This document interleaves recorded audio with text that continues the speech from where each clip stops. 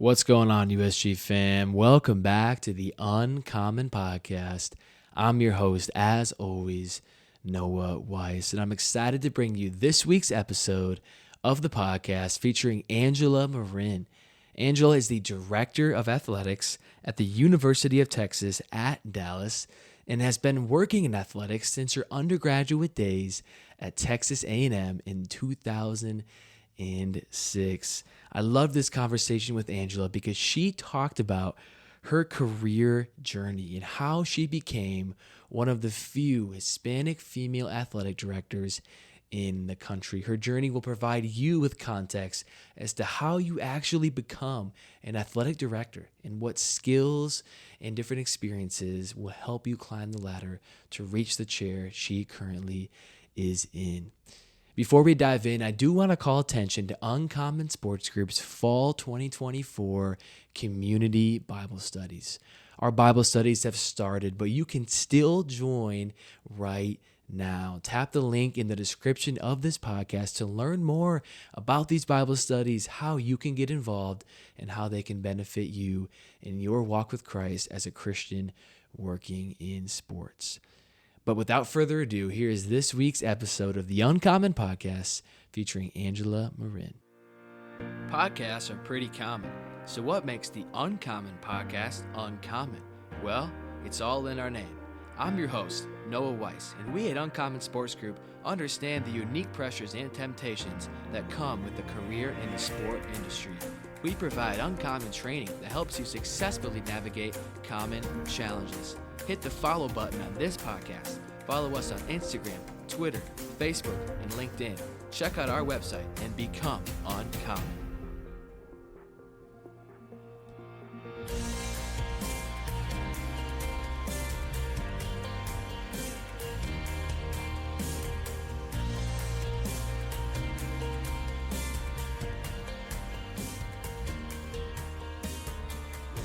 Angela, it's so good to see you, my friend. Thanks for being here.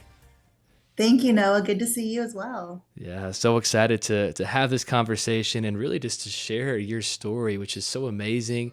A lot of twists and turns along the way, but that's why I'm excited to share your story of being in this industry and the way the Lord has used your story to impact you and ultimately for His glory. So, I think a good place to start, Angela, would just be to talk about the early dog days, right, quote unquote, of your career in sports. And you actually got your start working in college basketball at both Texas A&M and then the director of ops at the University of New Orleans. So I'd like to just hear, how did those opportunities in the world of basketball present themselves to you? And did you have a goal of working in basketball? No, I didn't have a goal of working in athletics, which is crazy sitting here as an athletic director, right? I needed a job in college is really what stemmed. And, the men's basketball office was hiring. Mm, So little naive college Angela was like, sure, I can work in a men's basketball office. mm-hmm. And so I just applied. That's really where it started. Wow. And I didn't give any thought to being, one of the only females in the department, Mm-hmm. only females on the floor, right? I didn't give any thought to being at a Big 12 men's basketball office at the time. Mm, I just needed a job. yeah. And that's where it started. I entered A&M pre-law. I wanted to be an attorney, Mm, which is a complete different career path than college athletics. yeah. But again, that is God's hand Mm, in my story 100%, because that wasn't my plan for myself. mm, And I got hired and watched every day how those coaches and athletic directors and athletic administration operated a Big 12 men's basketball program. mm, And right there, God put that in my heart, like, this is where I need to be. I mm, need to find a way to make a career in college athletics, not necessarily men's basketball, but just in mm, athletics in some form or fashion. yeah. And He lit that fire in my heart that day, Mm, and here we are. yeah. Well, it's really cool just to hear that it really wasn't even a goal or a desire for you. I know so many young people that get into the college ranks and their passion and their desires to be working in the men's college basketball office, right? I mean, that is a dream for so many. And so the fact that it wasn't even really a vision for yourself, I think just shows that the Lord's hand was in that season of your life guiding you into this this area of sport, which is so amazing. And, you know, I mentioned this, but you stayed in the college basketball world and you went to the University of New Orleans as the director of ops. You spent about 4 seasons there, but then you got an opportunity to work in the athletics office as an associate athletic director of athletic operations. So obviously you were climbing the ladder. My question is, what led you to receiving that opportunity? What opened up that door in the athletic office outside of being just a part of the basketball team? And how did patience and persistence play a role in you achieving that promotion? Yeah, no, it goes back to when you work hard every day and you show up for people every day, you're planting a seed that you hopefully will see get to bloom, right? Mm, And in that men's basketball office, one of the assistant coaches at the time became one of my biggest mentors, my greatest champions in mm, a male dominated industry. yeah. And so I do want to give a shout out and a grateful, thanks and a lift of prayer for Buzz Williams. And those who Mm, follow men's basketball probably know who Buzz is, but yeah. I've known Buzz for more than 20 years. Wow. And he gave no creed to whether I was a girl in the industry. He just knew that I worked hard. Mm, And he provided the opportunity to go to New Orleans when he wow. was hired as the men's basketball coach there. And to give some context, New Orleans had just suffered Hurricane Katrina, one Mm, of the worst natural disasters that this country has faced. yeah. And so when I moved to New Orleans, it was armored tanks and curfews, and Mm, maybe not the safest place for a 22-year old to right. be moving to Yeah. by herself, right? And so again, it was God's provision that gave me the courage to say Mm, yes to an opportunity at New Orleans to earn a master's mm, degree and to continue to work in that men's basketball career path. yeah. But then Buzz left. He went to Marquette. And what was I going to do? Right? What Mm, was my next step? And when he left, again, answered prayer, the women's basketball staff hired me. mm, Another miracle happened when the women's basketball coach became the athletic director. And wow. that was the first time that I saw a female as an athletic director. Mm, And it was there that I chose to enter administration and become the associate AD of a mm, Division I institution at 26 years old. yeah. And it was also there that God put the heart and the seed in me that said, hey, I'm watching her do something I never thought I could do. Mm, And because I saw her do it, I wanted to do it too. mm, So representation matters yeah. because it wasn't until I saw another female become an athletic Mm, director that I then wanted to be one, or that I thought I could be one too. mm. That's really awesome to hear. You know, what stood out to me, a couple of things. The first is how important relationships were for you as you got your start in sports. I think there's so many things we could highlight that you have done well over the course of your career, but I think relationship building plays a pivotal role in anybody's journey through this industry. And that's really what allows, I think, opportunities to open up, is not taking advantage of those relationships, but stewarding them well so that when opportunities arise, you can utilize those relationships to see doors open. So I love that part of what you said, and even the point that seeing a woman be an athletic director was a motivation for you to see that it was possible. And obviously, here you are now in that role, and we'll talk more about that as we go. But Angela, it seemed to me, and I think this is true based on what you shared earlier, that it wasn't really your goal from the beginning to become an athletic director. So, how did you decide on pursuing this career that you are currently in of athletic administration, being an AD, and what skills do you possess that you believe fit well with the role? I fell in love with it. I mean, how can you not, Mm, right? I get to show up and go to work and work with student athletes and coaches every day. That is, no, I can honestly say that I am living an answered prayer mm, and I am doing what the Lord intended me to do. wow. I am so honored to say that. Mm, yeah. And throughout my journey, it has been difficult. I got used to being the only one, the only female, the only person of color, the only young adult in the room throughout my career, and being Mm, able to, manage and work with coaches who were usually older than me and who didn't look like me. Those are all lessons I had to learn at a very young age, mm, very early on in my yeah, career. And those lessons have served me well. yeah, But I am someone who, yes, values relationships 100%, but also invested in my mentors mm, and seeked out mentors intentionally, yeah, not for their ability to hire me, not for yeah, their, how I can use them, yeah, but because I saw something in them that I wanted to be like. They had mm, a certain skill set that said, I need that skill set. How do you become a great public speaker? How do you have the courage to stand up for yourself? How do you mm, negotiate contracts, right? Those are all skill sets I didn't know, yeah, but I'm grateful I had people I could count on and call on to help me navigate this space. mm, So those wow, relationships are so important, and I maintain them to this day. It wow, doesn't matter what my title is or yeah, where I am in the country. Those relationships, those people are important to me, and mm, I have invested in them as they've invested in me. So I'm mm, grateful for that.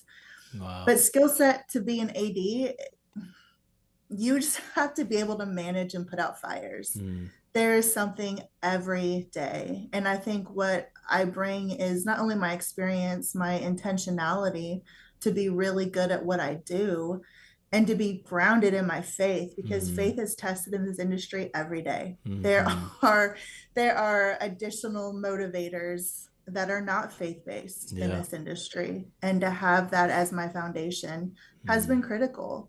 yeah, But also to have a level head and to know what's important to me, to be solid in mm, my belief and in my values and in my foundation. mm, That's where it starts. yeah, I can do anything great if that's where I'm coming from.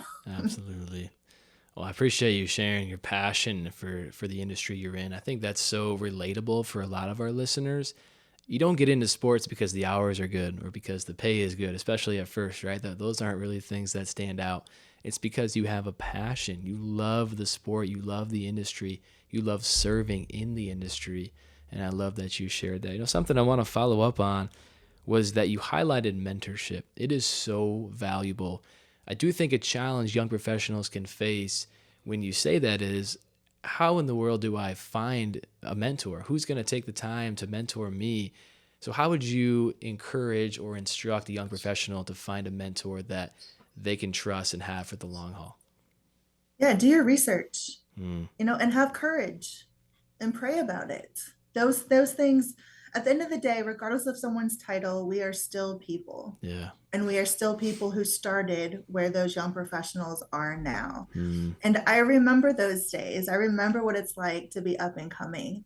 And so utilize that. But do your research. When I have individuals reach out to me for various reasons, and I get a lot of those request emails, mm, you can tell whether it's a standard please be my mentor email, or if they take the time to go, hey Angela, I've read your story, I know where you're coming from, this is a specific skill set that I would like to learn that I've seen mm, you possess, or this is something in your journey or in your story that really mm, caught my attention, can you tell me more about it? mm, That opens up a conversation and lets them at least in the door. yeah. So I pick up that email, or I respond to that email, pick up that phone call, and then now I get to have a chance to get to know them as well and see Mm, if we are a good fit. Not every mentor mentee is a fit, yeah. but at least it provides an opportunity for me to have a conversation Mm, and not just delete, yeah. right? So Absolutely. be intentional, but have courage. Don't be afraid Mm, to ask. yeah. I love that. I love that because the courage point, right? I mean, if you get denied, then I guess you're just back to where you started, right? So you might as well reach out and make yourself known at the very least. And the intentionality piece is so important. I think in the digital age that we're in, it's easy to be passive. It's easy just to send a very basic email. I think that intentionality stands out even more than an effort has in this day and age as a young professional. So I love that you made that point. I think that's a great way to connect with potential mentors and to stand out as a true professional. So I love that you made that point. And Angela, in 2012, you transitioned from the University of New Orleans to the University of Texas at Dallas, where you presently serve as the director of athletics. The question I have for you is what made UTD seem like the right fit? I know that's so challenging after you've been at a place for so long.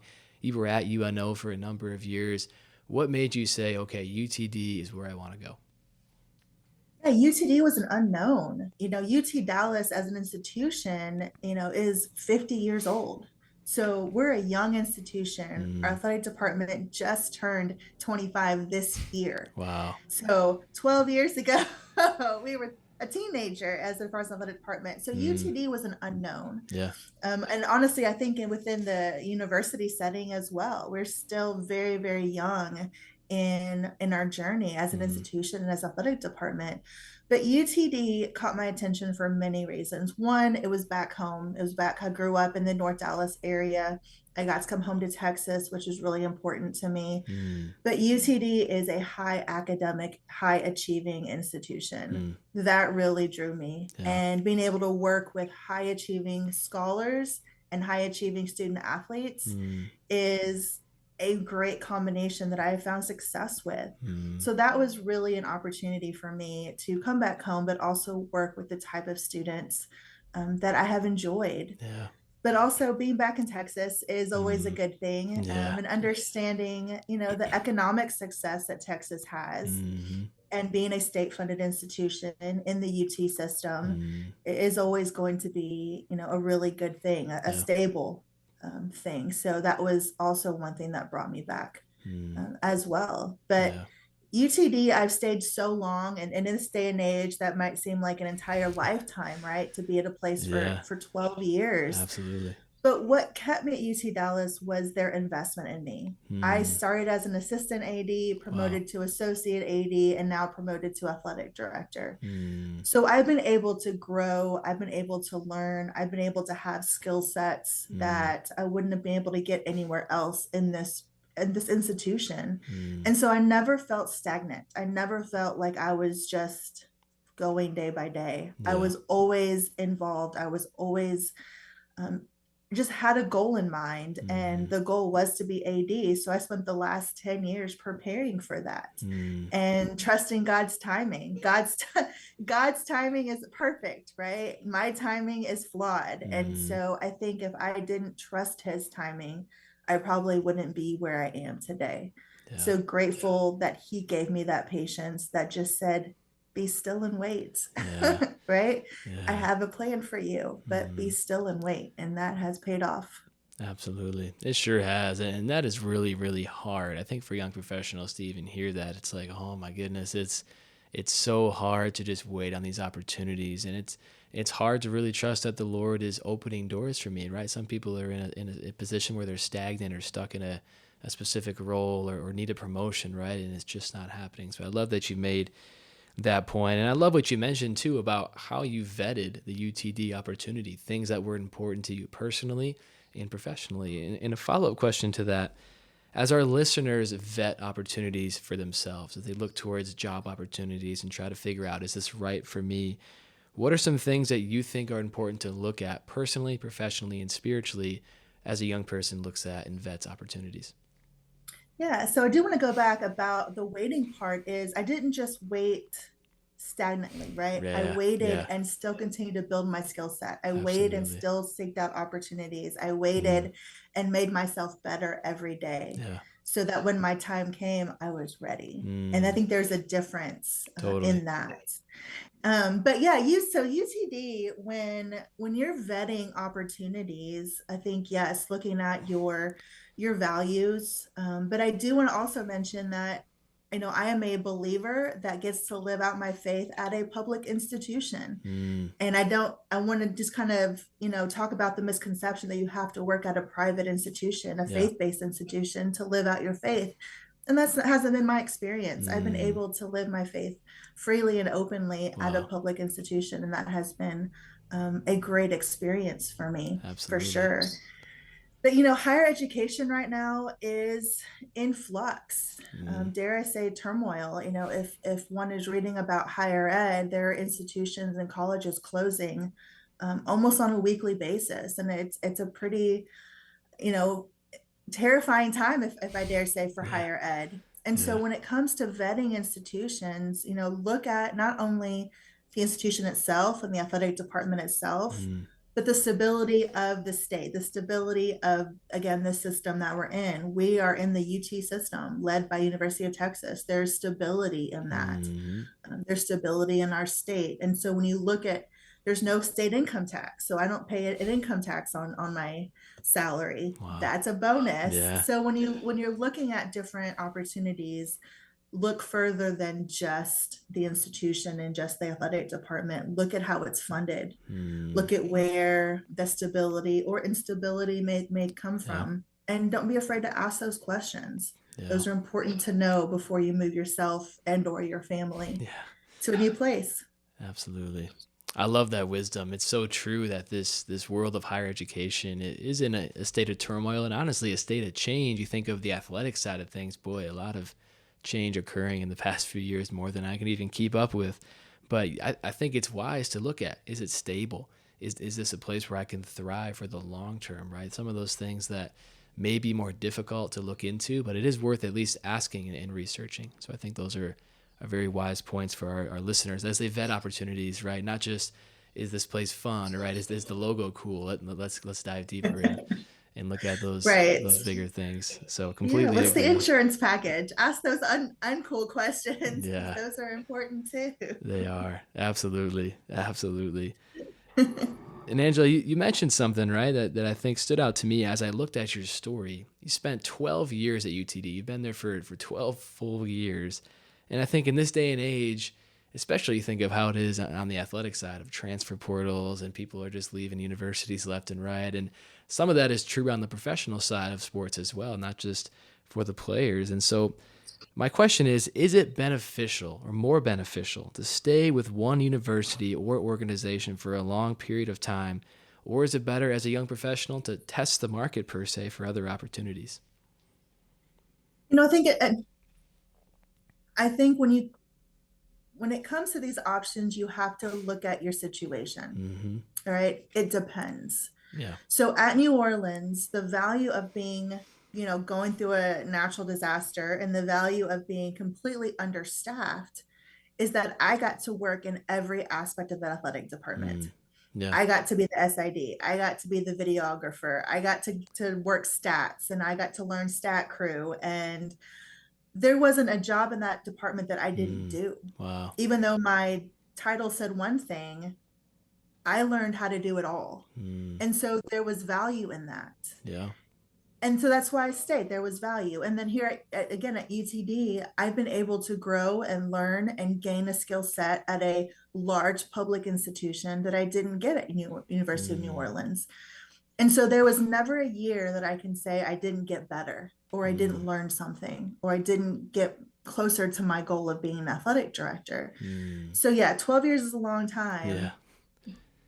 But man, I did a lot in those 12 years Yeah. and I have achieved a lot. And the institution has achieved a lot and the athletic department has gotten better.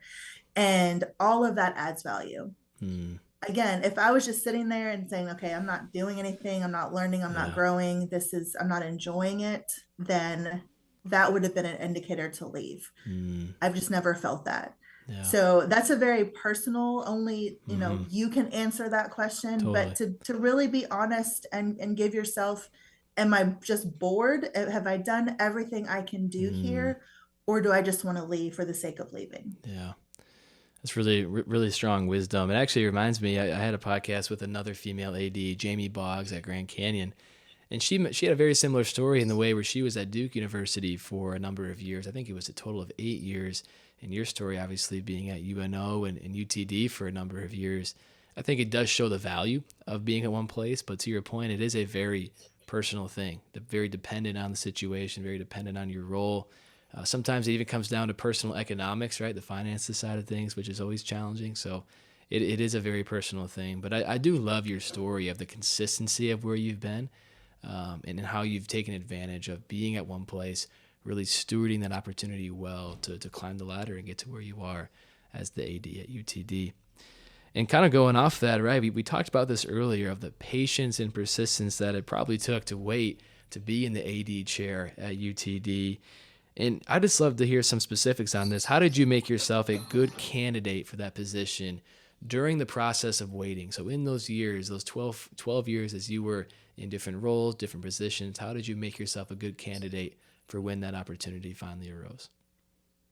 Yeah, I want to say a big thank you to the NCAA. The Mm, NCAA has really put out some elite programming in its mm, leadership department that was geared towards women and geared towards people of color.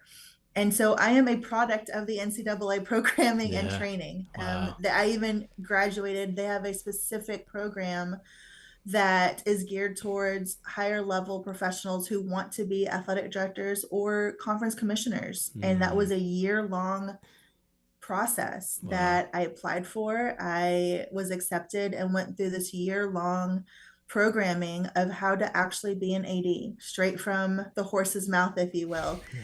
That's valuable. Mm, There isn't a programming, there isn't a seminar, there isn't a webinar, there isn't a committee that I didn't get a part of, that I wow. haven't been a part of. Yeah. You know, I sit on the highest level of our governance structure currently within Division 3. So I have been a part not only of our conference level, of our institutional level, but at the NCAA level. And all of that has added value because now I Mm, have scope. yeah. I have scope that what does the country look like? What are Hmm. other institutions doing? And gave me, you know, just a vision of something more than just what I had on my campus or within my own state. Yeah, absolutely. I mean, it's really cool to see your proactivity in some of those opportunities, right? Those things aren't right forced, right? You don't have to do those, but you stepped out of the comfort zone and you made sure that you were doing things to build your resume and grow in your knowledge of a wide variety of areas. And I think that's what stood out to me just throughout this conversation is that you have a lot of experience in different areas, especially at UNO. You talked about you having to step into a lot of different unique areas. And I think for young professionals, how important is it to get experience in all these different areas of sport if you want to be an AD, right? So you can understand the different departments, what their role is, how it works, as I'm sure you did during those 12 years and even prior. So I think it's really, really cool to hear that, right? And how it's paid off, obviously, in the position that you are. So, Angela, I want to bring this up because I think it can be challenging to know what it would be like to interview to be an AD. What did that interview process look like, and how did you crush it to get that position? Well, one of the best advices I received was to not, when it comes back to having mentors and people to call on, was not only have mentors at your level or where you Hmm. are, but to have to find mentors of the people who are hiring the position that you want. So who hires athletic directors? Most cases as college presidents. Yeah. Well, that was an area in my career and in my mentorship I didn't have. I didn't Mm, know any college presidents. It's not really something that is available to me as a rising athletic administrator. So I was intentional about seeking out college presidents. But again, the ones I saw, one of my favorite ones, and she is one of my friends to this day, is she's a female Latina college president who actually mm, got her PhD at UT Dallas. wow. That's a whole lot of similarities. Totally. So when I reached out to her, again, when I contacted her, I had all of this common ground to start that conversation and Mm, to have my ask. I see what you're doing at the presidential level. We have similar backgrounds. We both have UTD ties. mm, Would you mind taking a phone call? Right. And that kind of opened the door to have that mm, conversation. And her input, her perspective has been invaluable and was invaluable when I was preparing for my athletic director interview because mm, I'm hearing straight from a president's mouth of what mm, they're looking for, yeah. what's important to them, and what I should highlight about my career. Mm, Being an internal candidate is always a unique perspective. It's mm-hmm. highly awkward. It just kind Yeah. of is what it is. Yeah. But I couldn't be afraid to speak about what I have done and what I have accomplished. Mm-hmm. And it's an all day interview. You're meeting with nearly every constituent across campus. And it's easily to be intimidated when you have room after room after room of 15 to 20 to 25 people. Mm, It is very, it's a long day, mm, but there is confidence in being competent. Yeah. And I have worked really hard at being really good at what I do. And so when I walked in that room, that confidence was entering the room first. Mm, And I knew that I'm going to be a really good athletic director. All I yeah. needed was an opportunity. Yeah. And again, grateful that God provided that. Absolutely. And I love that you mentioned that a lot of what gave you that confidence was just you taking advantage of learning what it would take to be an AD, the mentorship that you had, the conversations you had, the experiences you gained, the things that you did to be prepared. That is invaluable, right? I can't imagine stepping into that interview feeling like you're lacking in skill. Boy, that would really deplete confidence and make it challenging. So I love that you shared that portion of it, how you got yourself ready for that moment, and then how you executed, right, in the process of just being confident and not being afraid to brag on yourself. I think that, man, there's humility, right, of not being overly thinking of self too much, right, and overly confident, but there is a humble confidence that we can bring that I think is so valuable and God honoring, right, of the things that we have done. So I love that you mentioned that as well. And speaking of that, Angela, I want to talk about the role that your faith plays in the position you have. I think that can be challenging for young people to understand is, you're an AD at a non-Christian public institution. You mentioned that earlier. So the question I have is, how do you intertwine your faith into your role as director of athletics? Yeah. You know, I try to be a reflection of the Lord every day, and it really comes out in how I talk to my coaches, how I interact with my student athletes.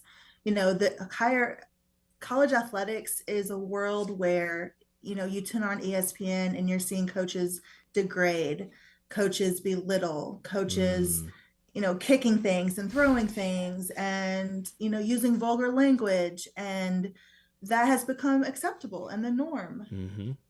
But for my little world, for my little part of the world I get to control, it's not. And I've been very vocal with my coaches and my athletic staff that this is not how we're going to treat people.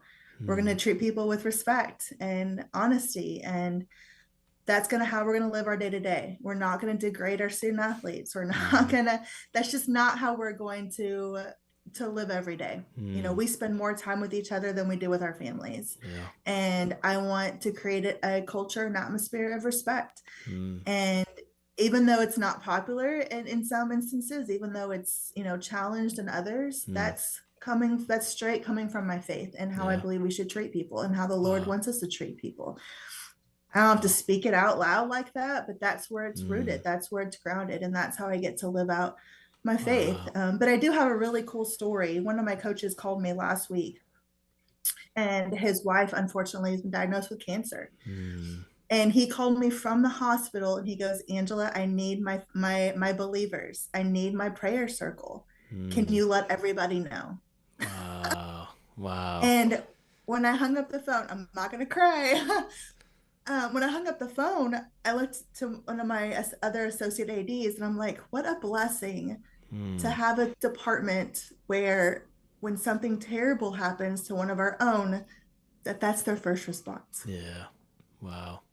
So powerful. And I think it's just to follow up on that, it's a testament to the power of living a good witness. I think so often we can think we need to just have such a knowledge of scripture, and always be sharing out loud with our voice every day, and I think those things are valuable at the right time with wisdom. But you just living your witness, people know what you stand on, that foundation of Christ. People know what's important to you. People know that in this situation, when somebody's struggling, they can come to you for prayer and support, and they can trust you with that. And so I think living the witness is so valuable. It's just as valuable as the words because it shines to others that, wow, I can trust Angela in this situation. She's going to be praying over me.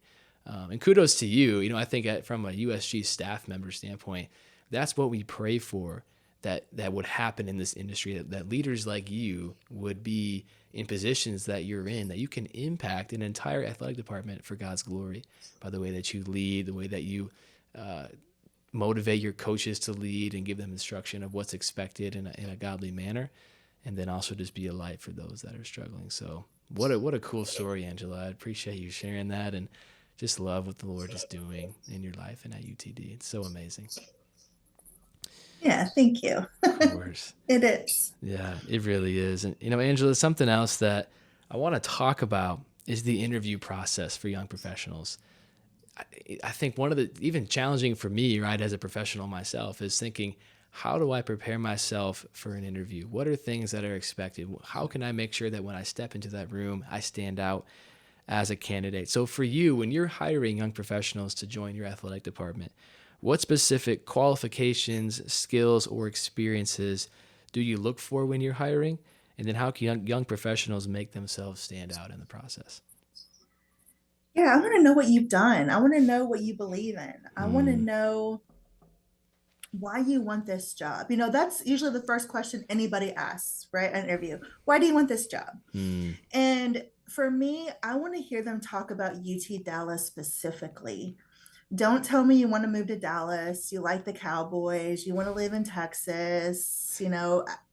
I don't want to hear any of that. I want to know why you want to live and work at UT Dallas. mm. And 80% of people miss that question Wow. because they never talk about the institution. They never talk about the athletic department. They never talk about the successes we've had, what buildings we're building. They miss all of that. They just talk Mm. about Dallas and talk about Texas.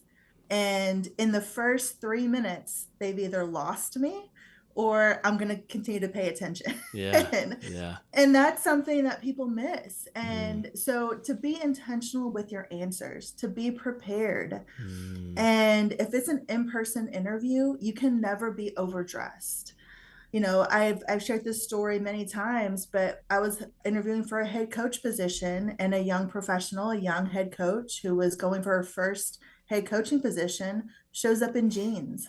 mm, She lost the job in that second. In that mm. second. Yeah. Her resume was unbelievable, her success was incredible, but she can't be professional. And Mm. when I'm putting head coaches out into the world, I need to know that I'm putting a professional out there Yeah. who's going to represent me in this department with, a high level of intentionality. And just in that 1 second, she showed me that she didn't have that skill set yet. Mm. I Yeah. did call her back and I did tell her. Yeah. And so hopefully she won't do it again. But Yeah. those are things I think that young professionals are missing. Mm. Dress codes, understanding who's hiring you and what the dress code is. So do your homework, ask the questions, have those people you can call on and say, Mm. hey, I'm applying for this job at UT Dallas. What do you know? Mm. How can you help me? What is the expectation? Yeah. And don't be afraid to be really knowledgeable about the position that you're applying for. Mm. Absolutely. I agree completely with that. I think it's so important to know about where you're applying, what's their vision, what's their values, what are they currently working on, right? For you guys, you're going from D3 to D2, right? That's something that people that are applying should probably know and talk about and bring up. And so that is a great point. Do your research. It's easier than ever to do your research now. So make sure that Mhm. you do that. And professionalism, right? That is so important. I remember even when I was applying for this job here at USG, I was meeting or I was calling with my parents talking about, this opportunity. I'm so excited. I'm going to go interview in person in Minneapolis. And they asked me what I'm going to wear. And I remember saying, oh, it's actually just a job in, at a sports ministry. So I'm not really going to dress up. And both of my parents got on me and we actually talked about what specifically I should wear. And I came prepared and dressed professionally thanks to their advice. So I agree. I think as young people, because I've had that mistake in my own life, it can be easy to think that that doesn't matter. It really does, and it really makes you stand out. And it's not too difficult, right, to dress nice and to stand out. So love that you made those points. I think it's so valuable to make sure that you're intentional, prepared, and professional. So very well said on those points, Angela. Good for our listeners to learn some of those things as they interview. And Angela, you mentioned this earlier, right? And the challenge that you have faced, the challenge that you've overcome being a woman in sports is really inspiring to me. It's amazing that you're in the position you are, the way that you're succeeding. The question I have is, what are some of the challenges you have overcome and faced as a woman in sports? And how can the young women listening navigate those themselves? Self-doubt.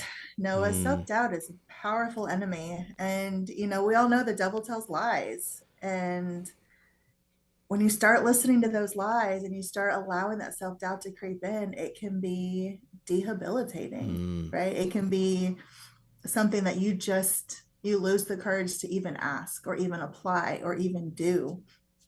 And so have just been grateful to have a community of believers around me that when the world told me I couldn't or I shouldn't, or mm, when I first started talking about being an athletic director and the primary response was, are you sure? Are you sure you want to do that? I don't know. There's not very mm, many female athletic directors out there. Maybe you should do this or mm. something else. And it's very easy to listen to that. It's Yeah. very easy to get caught up in it. And that's again where my community and my believers have really been there that said, no, you can do Mm, this. This is something that you're worthy of pursuing. yeah. This is another avenue of, my talents are God given. Mm, And what better way to honor him than to use the talents that he gave me? mm. And that's what I get to do every day. But Wow. I've got used to being the only girl in the room, Mm, the only person of color in the room. yeah. um, I am still younger than 60% of my staff in my Yeah. department now. And those are all challenges in and of itself. But when Mm, you have all three or four of those challenges, mm, you really have to know who you are. mm-hmm. You really have to be secure in, again, not only your abilities, but in your belief system Mm, and your why. yeah. If you haven't, young professionals listening, if you don't know what your why is, you need to know what your why is. Mm, Why do you get up every day? Why do you show up for the job that you show up for? What mm, motivates you? Is it money? Is it title? Is it school? Or is it something else? mm, That's something you have to know, because that's going to be challenged as you climb this ladder. Your mm. why will be challenged, and you have to know what that is. Yeah. Absolutely. And certainly I appreciate you sharing on some of those challenges you've overcome. I'm sure they weren't easy, right? Absolutely not easy to navigate those, but I think a lot of our listeners can relate, right? And I think it's encouraging for them to see you as a living example that it is possible to overcome those challenges and to make it, right? And to make sure that as you overcome those challenges, you do have a why that's pushing you through, and you do have a foundation in Christ that is getting you through those difficult days. So I'm just encouraged by you, or I'm encouraged by you and people like Jamie Boggs that are living this out and have overcome a lot of obstacles along the way and are doing it for God's glory. So thanks so much for sharing on that, Angela. And Angela, a really cool part of your story is your involvement and connection to Uncommon Sports Group. I think it's so cool. And when I came on staff, I heard about the 2019 trip to Israel and all of the amazing things that happened. And you were a part of that. So I would love for you to share just what were some of the highlights of that impact trip in 2019 to Israel with, at that time, Managers on a Mission, now Uncommon Sports Group. And why should our listeners consider attending a mission trip? Oh my goodness. I don't have enough time to answer that question, Noah. In short, going to Israel, it changed how I read my Bible. Mm, It changed everything. Everything changed from that trip on. I am not the same Christian. I'm not the same believer that I was prior to that trip. mm, To be able to literally walk in the footsteps of Christ. We mm. were on a boat on the Sea of Galilee, reading about Jesus being on a boat on the Sea of It's Galilee. amazing. Like it's unbelievable. Mm, We got to walk his steps, the Via della Rosa, his crucifixion. We could, following the stations of the cross. We got to go inside the empty tomb. wow. Those are just experiences that have always Yeah. lived in Bible stories, right? We got to enter the Damascus gate. Mm, What? wow. So when I read the Bible now, I picture it. I've been there. I Mm, know what it looks like, what the smells are, what the sight is around it. It's unbelievable. And so that opportunity has completely mm, changed my life. And to be able to serve the Lord in that way I will forever be grateful to mm, USG for that opportunity. But again, traveling to other places, seeing how other people live, understanding different religions, even with so many yeah. religions being in Israel, was important too, and a great life lesson. And that's the value of attending these trips. That's the value of being able to share our faith, is we get to understand where other people are and meet them where they are. And there's such value in that. And it's just, I just can't overstate the importance of these types of trips and investing in the Lord in this way. And it's really cool for me to hear that even this many years later, right, that it's still, I mean, it's been 5 years, that's quite a while, that there's still an impact in your life daily, that when you read the word, you're able to picture and imagine and see and even feel what this was like for the Lord, his disciples, his apostles, the early church.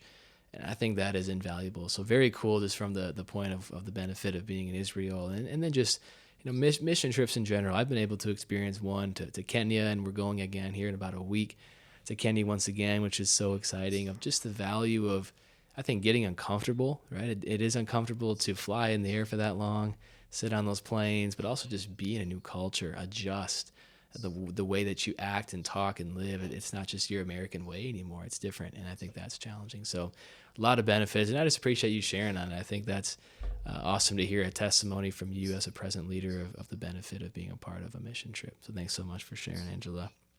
And my last question for you, Angela, is for the young professionals listening as they seek to work in the sport industry or college athletics, what is one piece of advice that you want to leave with them?